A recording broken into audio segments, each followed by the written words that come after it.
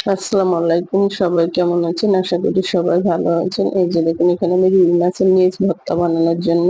সাথে ১ পিস মাছও নিয়েছি। এটা আমি লবণ, হলুদ, মরিচের গুঁড়া দিয়ে মাখিয়ে নিয়েছি। এখানে আমি শুকনা মরিচ, কাঁচামরিচ, রসুন, পেঁয়াজ, ধনেপাতা নিয়েছি। এখন চুলায় একটা কড়াই বসিয়ে দিয়েছি।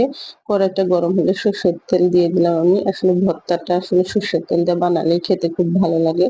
আপনারা সয়াবিন তেল দিয়েও করতে পারেন, কিন্তু আমি সরষের তেল দিয়ে আমার কাছে ভালো লাগে। আমি তো মাছটা আগে ভেজে নেব। এই যে মাছ বসিয়ে দিলাম আর চুলার আঁচটা একটু যে হালকা আঁচে রাখবো। মাছটা দিয়ে আমি একটা ঢাকনা দিয়ে ঢেকে দিলাম। একটু অপেক্ষা করবো, একটু পর ঢাকনাটা খুলে মাছটা উল্টিয়ে দেব। ঢাকনাটা দেওয়ার কারণে মাছের ভিতরটা সহকারে সিদ্ধ হয়ে যাবে। কেননা এটা আমি ভর্তা বানাবো, এই জন্য মাছটা একটু যেন সিদ্ধ হয় ভালোভাবে। এই কারণে আমি চুলার জালটা কমিয়ে ঢাকনা দিয়ে ঢেকে দিয়েছিলাম। মাছটা উল্টিয়ে আমি এবার ঢাকনা দিয়ে ঢেকে দিলাম। একটু পর যখন মাছটার আমার ২ পাশটা ভালোভাবে ভাজা হয়ে আসবে, তখন আমি মাছটা চুলা থেকে তুলে নেব। আসলে একটু যেকোনো খাবার-দাবার একটু সময় ধৈর্য নিয়ে করলে আসলে ওই খাবারটা খেতে কিন্তু অনেক সুস্বাদু হবে। আর ভর্তাতে একটু রসুন, পেঁয়াজ, একটু ঝালটা বেশি হলে খেতে ভালো লাগে। তারপরে আমি খুব একটা ঝাল বেশি খেতে পারি না। আমি স্বাভাবিক ঝাল খাওয়ার চেষ্টা করি। আপনারা যেমন ঝাল খান তেমন ঝাল দিবেন। দিয়ে মাছ ভাজাটা আমি তুলে নিয়ে এই যে শুকনা মরিচটা আমি আগে তেলে নেব। শুকনা মরিচটা ঢালার সময় আমি চুলার জালটা খুবই হালকা আঁচে রেখেছি। যে কেননা এই পর্যায়ে আমি শুকনা মরিচটা টেলে তুলে নিয়ে এখানে আমি কাঁচামরিচ দিয়ে দিলাম।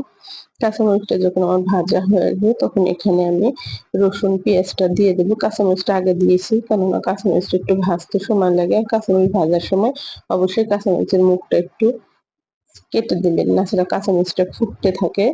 এই কারণে মুখটা কেটে দিয়ে সবগুলো আমার তেলে নেওয়া হয়ে গেছে। মাছটা একটু ঠান্ডা করে, এখন আমার পুরোপুরি ঠান্ডা হয়নি। আমি মাছের মাঝখানের কাঁটাটা ফেলে দেব। এই যে দেখুন মাছটা এখন আসলে যথেষ্ট গরম আছে।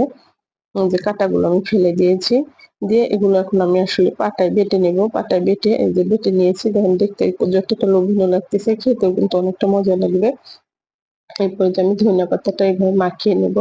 ধনিয়া পাতাটা আসলে এভাবে মাখিয়ে নিলে দেখতে কিন্তু খেতেও কিন্তু অনেক ভালো লাগে। ধনিয়া পাতার ফ্লেভারটা আসলে কম বেশি সবাই খুব পছন্দ করে।